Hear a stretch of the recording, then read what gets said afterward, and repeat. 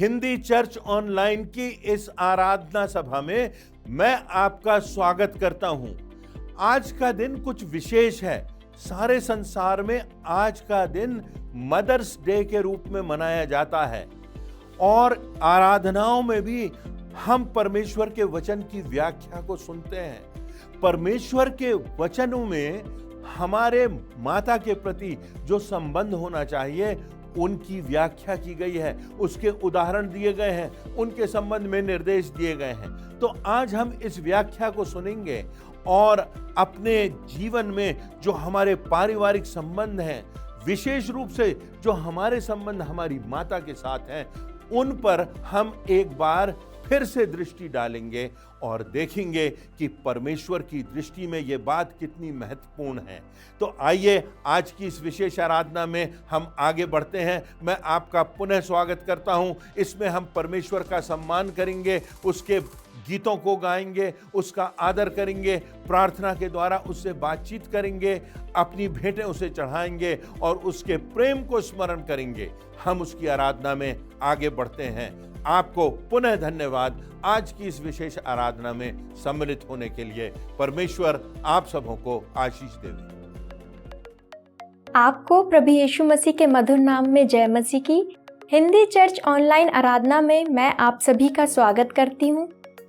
माँ शब्द जितना छोटा उतना ही वृहद और गहरा है। माँ को शब्दों में परिभाषित करना असंभव है। माँ न केवल जननी है अपितु प्रेम, करुणा और त्याग का पर्याय है। माँ ईश्वर का सर्वश्रेष्ठ उपहार है। माँ स्वयं में एक पाठशाला है जो बच्चों को गढ़ती और संस्कारवान बनाती है। आप सभी को हैप्पी मदर्स डे। आराधना में जाने से पूर्व हम परमेश्वर की आशीष एवं उसकी उपस्थिति के लिए प्रार्थना करेंगे। आइए हम प्रार्थना करें। पिता परमेश्वर, हम आपके महान प्रेम, दया, क्षमा, अनुग्रह, सुरक्षा, सामर्थ्य व सारे उपकारों के लिए धन्यवाद देते हैं। धन्यवाद देते हैं पिता परमेश्वर कि हम इस आराधना के द्वारा आपके साथ संगति व सहभागिता कर सकते हैं। पिता परमेश्वर, प्रार्थना करते हैं वक्ता महोदय के लिए। उनको आपके सामर्थी हाथों में सौंपते हैं ताकि वह जो भी वचन का प्रचार हमारे बीच में करते हैं उसको न केवल हम सुनने वाले हो सकें अपितु अपने जीवनों में ग्रहण करने वाले हो सकें। हम आपसे प्रार्थना करते हैं कि जब हम आपकी मेज के साथ संगति करते हैं, हम अपने मनों को तैयार करें और आपके महानतम बलिदान को स्मरण रखें। हम अपने जीवनों में आपकी आशीषों का स्मरण करके अपनी भेंटों को अर्पित कर सकें, साथ मिलकर गीतों को गा सकें। पिता, हम आपसे प्रार्थना करते हैं कि आप अपनी आत्मा, गुणों व स्वभाव से हमें भर दें ताकि हमारे कार्य, व्यवहार, वाणी, चाल चलन, हर बात से आपकी शोभा, आपका प्रकाश, आपकी आत्मा का फल व आपकी पवित्रता प्रकट हो। क्योंकि हम अपनी इस विनती को आपके ही इकलौते बेटे प्रभु यीशु मसीह के नाम में होकर मांगते हैं। आमीन। हे जाति जाति के सब लोगों, यहोवा की स्तुति करो। हे राज्य राज्य के सब लोगों, उसकी प्रशंसा करो, क्योंकि उसकी करुणा हमारे ऊपर प्रबल हुई है और यहोवा की सच्चाई सदा की है। यहाँ की स्तुति करो। हमारा परमेश्वर महिमा और स्तुति के योग्य है। बड़े उत्साह के साथ परमेश्वर के आदर और महिमा में हम कुछ गीत और कोरसेस गाएंगे।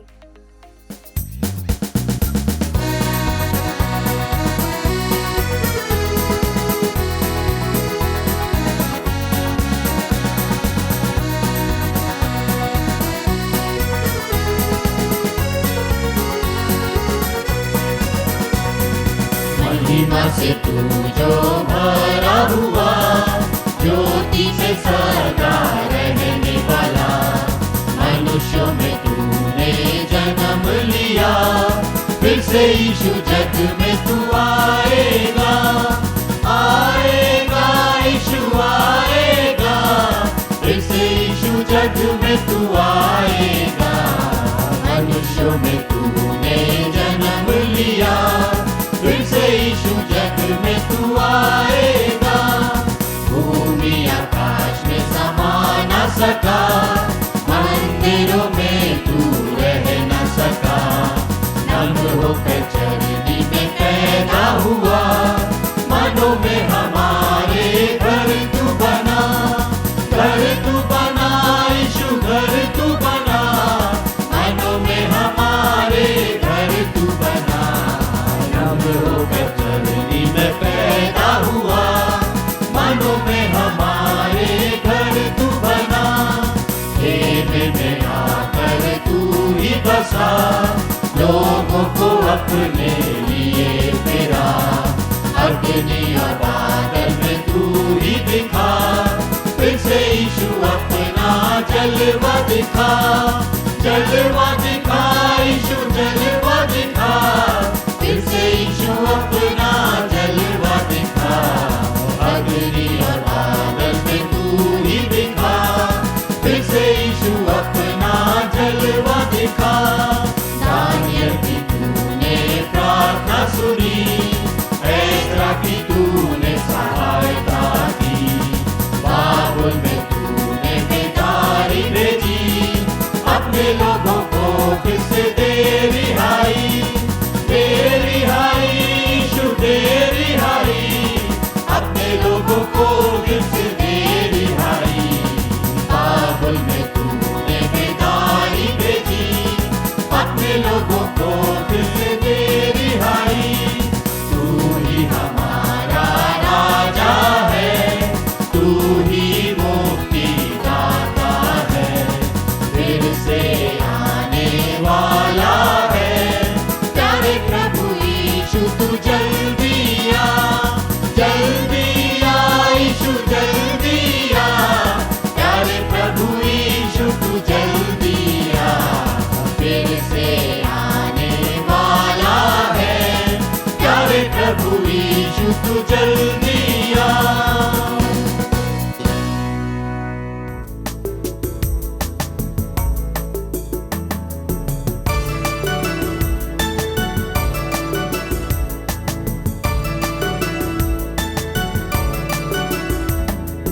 वंदना करते हैं हम, वंदना करते हैं हम, वंदना करते हैं हम, वंदना करते हैं हम, हृदय को तेरे सामने लाकर रखते हैं हम, हृदय को तेरे सामने लाकर रखते हैं हम,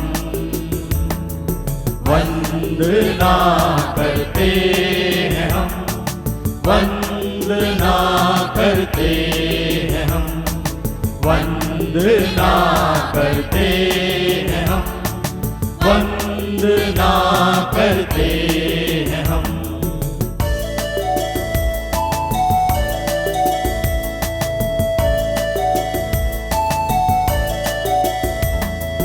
हृदय में मेरे मसीहा जीवन दीप जला, हृदय में मेरे मसीहा जीवन दीप जला, हृदय के पापों को धोकर प्रेम की राह दिखा, हृदय के पापों को धोकर प्रेम की राह दिखा, वंदना करते हैं हम, वंदना करते हैं हम, वंदना करते हैं हम, वंदना करते हैं हम।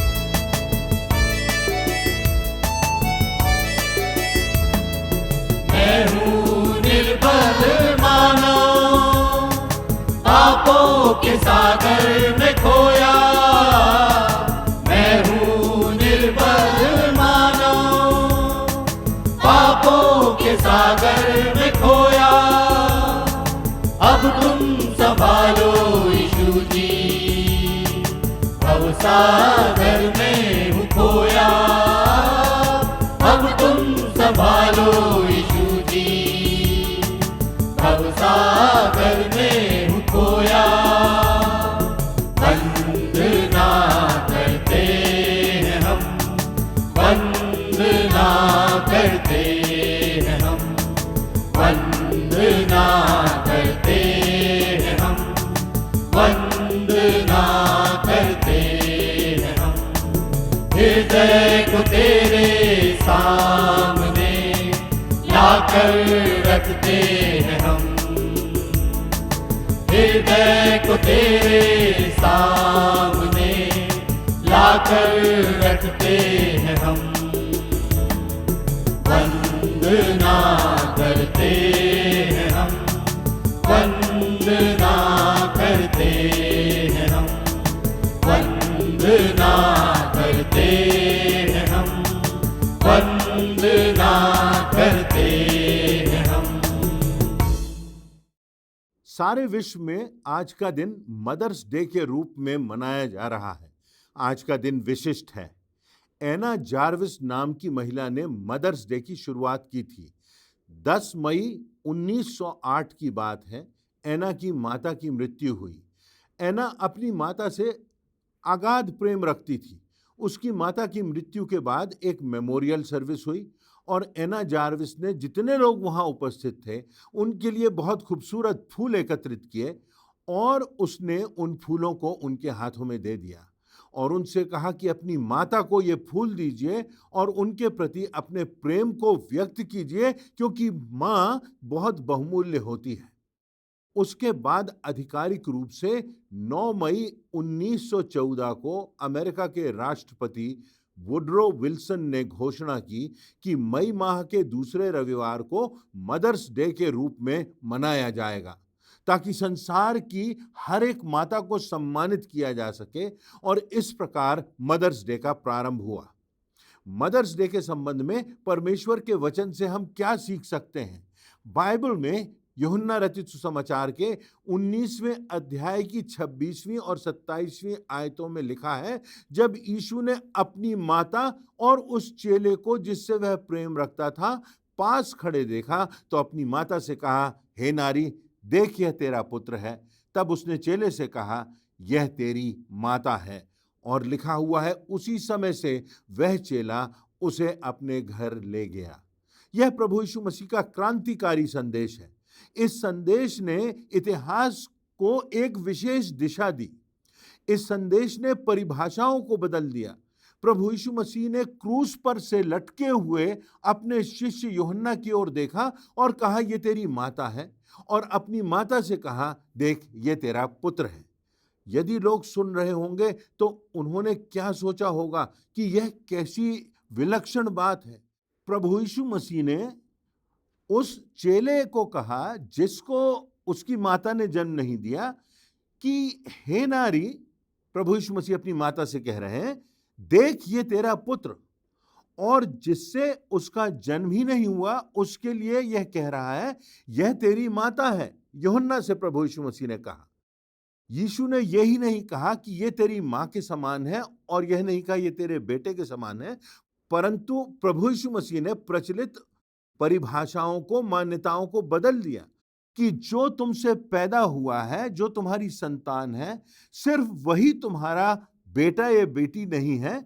जो तुम्हारी जननी है, मात्र वही तुम्हारी माता नहीं है, किंतु तुम्हारा बनाने वाला, माता के गर्भ में तुमको विकसित करने वाला यहोवा परमेश्वर है। इसलिए तुम्हारा कर्ता, तुम्हारा निर्माता, तुमको इस संसार में आत्मा देने वाला, तुम्हारी रक्षा करने वाला पिता परमेश्वर है। जब प्रभु यीशु मसीह ने यूहन्ना से कहा, यह तेरी माता है, और मरियम से कहा, यह तेरा पुत्र है, तो प्रभु यीशु मसीह ने एक क्रांतिकारी उद्घोषणा कर दी। इसलिए कि कोई आज तक ऑर्फन नहीं है, आज तक कोई निसंतान नहीं है, क्योंकि प्रभु यीशु मसीह में हम सब एक परिवार है। मरियम एक माता के रूप में किन पीड़ाओं से होकर गुजरी, उसका अनुमान लगाना भी कठिन है। लोगों को जब पता चला होगा कि मरियम गर्भवती है तो उस पर कितने आरोप लगे होंगे, उस पर कितनी उंगलियां उठी होंगी, कितने लोगों ने ताने कसे होंगे, क्योंकि मरियम का विवाह नहीं हुआ था, मात्र उसकी मंगनी हुई थी। मरियम उन सब बातों को हर दिन सहती रही होगी। उसके बाद प्रसव के पहले उसने पीड़ादायक यात्रा की, मरियम ने प्रभु यीशु मसीह को गौशाले में जन्म दिया, जो सबसे दूषित स्थान है, जहां सब प्रकार की बीमारियों की और खासकर टेटनस की संभावना हो सकती है।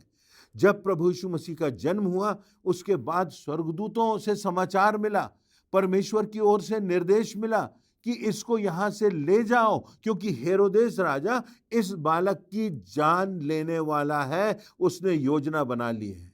प्रसव के बाद एक देश से दूसरे देश की लंबी यात्रा बिना किसी वाहन के करना, बच्चे को संभालना, रास्ते में पहरे होंगे, किसी ना किसी प्रकार के आधिकारिक लोगों का सामना करना होगा और उस बच्चे को सबसे बचाकर अपने आगोश में दिन और रात लेकर चलना होगा।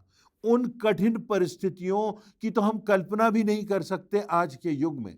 जब प्रभु यीशु मसीह को क्रूस पर चढ़ा दिया गया, उस समय भी यीशु को अपनी माता के प्रति अपनी जिम्मेदारी का एहसास था। उस परिस्थिति में अपनी शारीरिक और आत्मिक और मानसिक दर्द की चरम सीमा में पहुंचने के बाद भी प्रभु यीशु मसीह को अपनी माता के प्रति अपनी जिम्मेदारी का एहसास है और वह उस जिम्मेदारी को पूरा करता है और अपने प्रेम को प्रकट करता है, जो हमारे लिए यह बात और भी प्रमुखता को बढ़ा देती है कि हमें अपने परिवार के प्रति अपने जिम्मेदारियों को पूरा करना है। चाहे कैसी भी स्थिति हो, चाहे कितने भी पीड़ा में हम हो, चाहे कितनी भी जटिलता हो, चाहे परिवारजनों में कितनी भी असहमति हो, हर परिस्थिति में, हर स्थिति में परमेश्वर का वचन बताता है कि हमको अपनी जिम्मेदारियों को पूरा करना है, पूर्णता से अपने प्रेम का इजहार करना है। अपनी माता के प्रति अपनी जिम्मेदारियों को हम सही तरीके से कैसे पूर्ण कर सकते हैं, इसी विषय में वचन के आधार पर आज हम कुछ बातों को देखेंगे। तो पहली बात, माता के साथ हमारा संबंध सही होना चाहिए। हमारा व्यवहार हमारी माँ के साथ ठीक ना हो और हम परमेश्वर के साथ कहें कि हमारा व्यवहार ठीक है, तो ऐसा संभव नहीं। पहला यूहन्ना के 4 अध्याय की 20वीं आयत में प्रभु यीशु मसीह ने कहा है, यदि कोई कहे मैं परमेश्वर से प्रेम रखता हूं और अपने भाई से बैर रखे, तो वह झूठा है, क्योंकि जो अपने भाई से जिसे उसने देखा है प्रेम नहीं रखता, तो वह परमेश्वर से भी जिसे उसने नहीं देखा है प्रेम नहीं रख सकता। यह सिर्फ भाई और बहन की बात नहीं, बल्कि संबंधों की बात है। जो तुम्हारा संबंधी है, जो मेरा संबंधी है, जिसको तुम देख रहे हो, जो परिवार का जन है, जब तुम उससे प्रेम नहीं रख सकते, तो तुम परमेश्वर से कैसे प्रेम रखोगे? बड़ी स्पष्ट बात वचन में लिखी हुई है कि वह व्यक्ति झूठा है। इसलिए पहली बात जो हमें वचन से स्मरण रखना है वह यह कि हमारा संबंध हमारे परिवारजनों के साथ, हमारी माता के साथ सही होना चाहिए। प्रभु यीशु मसीह यदि हमारे हृदय में है, हम उसके मार्ग पर चल रहे हैं, तो हमारी माँ के साथ भी हमारा संबंध मजबूत होना चाहिए, सही होना चाहिए, विनम्रतापूर्ण होना चाहिए, आदरपूर्ण होना चाहिए। दूसरी बात, माँ के साथ हमारे व्यवहार में धैर्य होना चाहिए। अपनी माता के साथ हमें धैर्य रखना अनिवार्य है। जब हम माँ के गर्भ में थे तो माँ ने कितना धैर्य रखा, जब हम बाल्यकाल की अवस्था में थे तो माँ ने कितना धैर्य रखा, जब लोगों ने हमें निराश किया तो माँ ने ही हमें सहारा दिया, जब हमने चलना सीखा तो माँ की उंगली पकड़कर चलना सीखा, जब बचपन में हमने जिद की, आंसू बहाए, गलत बात के लिए भी माँ का पल्ला खींचा, तो माँ ने हमारी जिद को पूरा किया, सिर्फ उस प्रेम के कारण जो उसका हमारे लिए है। कुरिन्थियों की पहली पत्री के 13वें अध्याय की 7वीं आयत में प्रेम के विषय में यह लिखा है, वह सब बातें सह लेता है, सब बातों की प्रतीति करता है, सब बातों में आशा रखता है, सब बातों में धीरज धरता है। धैर्य के साथ व्यवहार रखना हो सकता है कठिन हो। अक्सर हमारी सोच और माँ की सोच में एक युग का अंतर होता है, एक पीढ़ी का अंतर होता है, परंतु माँ जिन परिस्थितियों से गुजरी है, जिन परिस्थितियों से गुजर रही है, हम उनको संपूर्णता से कभी समझ नहीं सकते। इसलिए हमारा जीवन, हमारा कैरियर, हमारा कार्य, हमारा परिवार, हर दिन की हमारी जिम्मेदारियां आगे हो जाती हैं, महत्वपूर्ण हो जाती है और हमारी प्राथमिकता की लिस्ट में हमारी माँ पीछे चली जाती है। माँ से जब हम मिलते हैं तो माँ शिकायत करती है, माँ अपनी पीड़ा के विषय में बताती है और हम अपना धीरज खो देते हैं। हमको अपनी माता के साथ, अपने परिवारजनों के साथ संबंधों में धैर्य रखना है, आदर से चलना है, विनम्रता से चलना है। इस बात का हमको वचन से स्पष्ट निर्देश मिलता है। तीसरी बात, माँ के प्रति हमें संवेदनशील होना है। तीमुथियुस की पहली पत्री के 5वें अध्याय की पहली आयत से 4थी आयतों में परमेश्वर का आदेश है, किसी वृद्ध को ना डांट, पर उसे पिता जानकर समझा दे, और जवानों को भाई जानकर और स्त्रियों को माता जानकर और जवान स्त्रियों को पूरी पवित्रता से बहन जानकर समझा दे। हमारे अधिकार क्षेत्र में हमारे बुजुर्गों का अधिकार है। माँ के प्रति संवेदनशीलता का मतलब इतना ही नहीं कि हमने अपनी माँ की आवश्यकताओं को पूरा कर दिया। बहुत वर्षों पहले दूरदर्शन के एक प्रसिद्ध लेखक कमलेश्वर जी का एक इंटरव्यू मैंने देखा। वो बता रहे थे कि एक भिखारी का वो इंटरव्यू ले रहे थे जो मुंबई में रहकर भीख मांगा करता था। जब उन्होंने उससे पूछा कि तुम्हारे परिवार में और कौन है, तो उस भिखारी ने कहा, मेरी माँ है जो किसी गांव में रहती है। साल में एक बार जाता हूं और जब भी जाता हूं तो 2-3 साड़ियां ले जाता हूं। माँ भी भीख मांगती है, मैं भी भीख मांगता हूं। यहां से 3 घंटे की दूरी पर माँ रहती है। कमलेश्वर जी ने उससे कहा, बड़ी अजीब सी बात है, तुमको खाने की वस्तुएं, भोजन वस्तुएं ले जाना चाहिए, पर तुम साड़ी लेकर जाते हो। उसका जवाब था, उस बेटे ने कहा, मैं अपनी माँ को भूखा देख सकता हूं पर नग्न अवस्था में नहीं देख सकता हूं, इसलिए मैं साड़ियां ले जाता हूं। जो बात यहाँ पर हमारे लिए समझने की है वह यह कि माँ की भौतिक आवश्यकता ही पूरी कर देना प्रमुख नहीं है, परंतु माँ को चाहिए आपका समय, माँ को चाहिए आपका प्रेम, माँ को चाहिए आपका भावनात्मक जुड़ाव, माँ को चाहिए आपका अपनत्व भरा स्पर्श। पहला राजा उसकी पुस्तक के 2 अध्याय की 19वीं आयत में राजा सुलेमान की मां का वर्णन है, जो उससे मिलने आई और वह उससे भेंट के लिए उठा। और तब लिखा है, वह बेतशेबा अदोनिया के लिए राजा सुलेमान से बातचीत करने को उसके पास गई और राजा उसकी भेंट के लिए उठा और उसको दंडवत करके अपनी माता के लिए एक सिंहासन रख दिया और वह उसकी दाहिनी ओर बैठ गई। शायद वह कुछ आवश्यकता के लिए आई थी, पर राजा ने उसकी सबसे बड़ी आवश्यकता पूरी कर दी। मां आई तो सुलेमान उसके आदर में खड़ा हो गया, उसको दंडवत किया, अपना सिंहासन खाली किया, उसको सिंहासन पर बैठा दिया।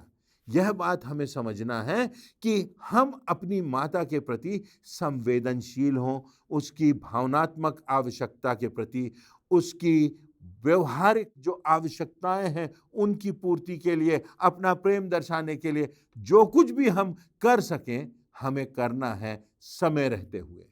चौथी बात, माँ के प्रति सदैव धन्यवादित बने रहें और इस धन्यवाद की भावना को प्रदर्शित भी करें। यदि माँ के प्रति धन्यवाद की भावना होगी तो यही धन्यवाद की भावना अधिकांश भावनाओं को जन्म देती है।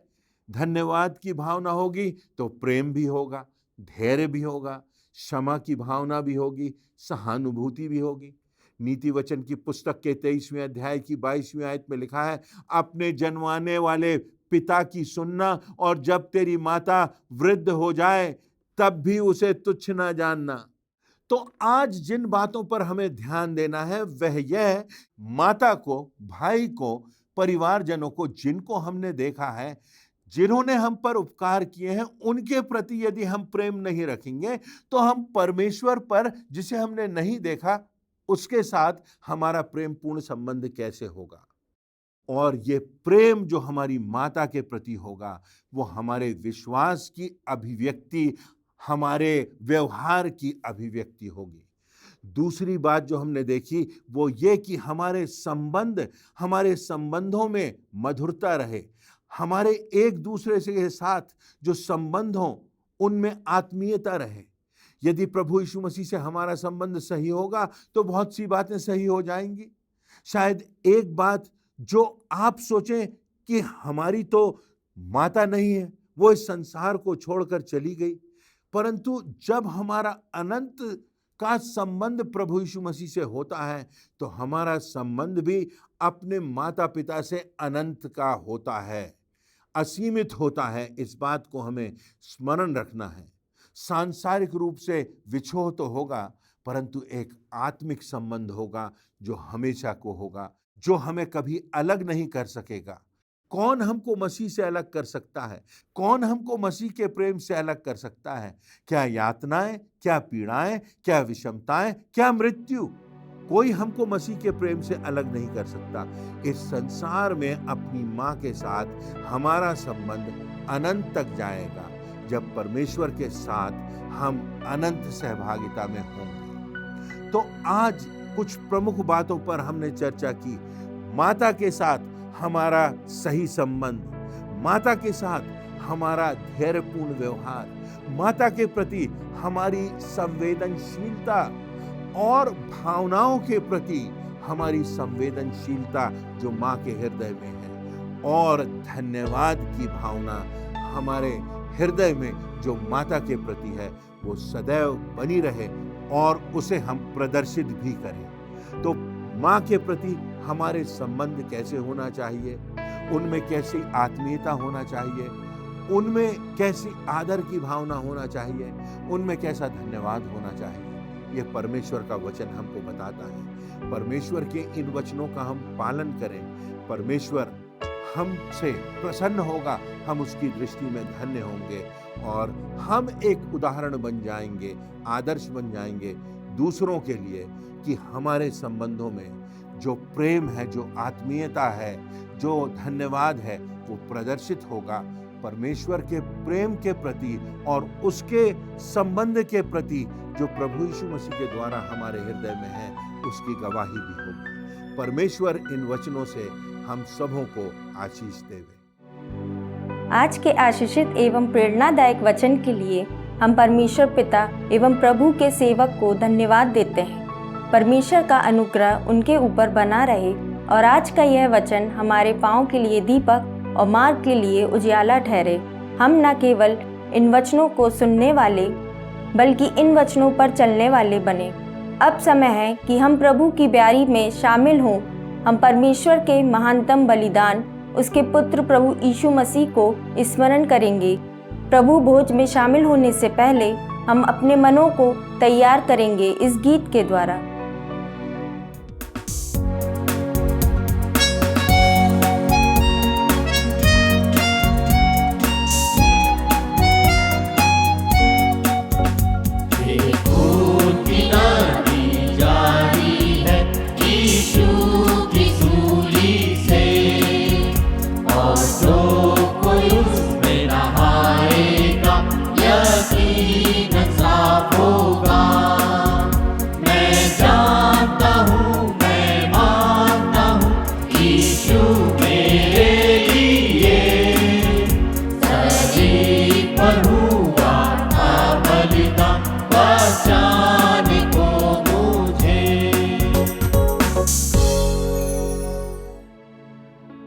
अब हम आराधना के केंद्र भाग में हैं। आइए हम प्रभु की मेज में शामिल होंगे।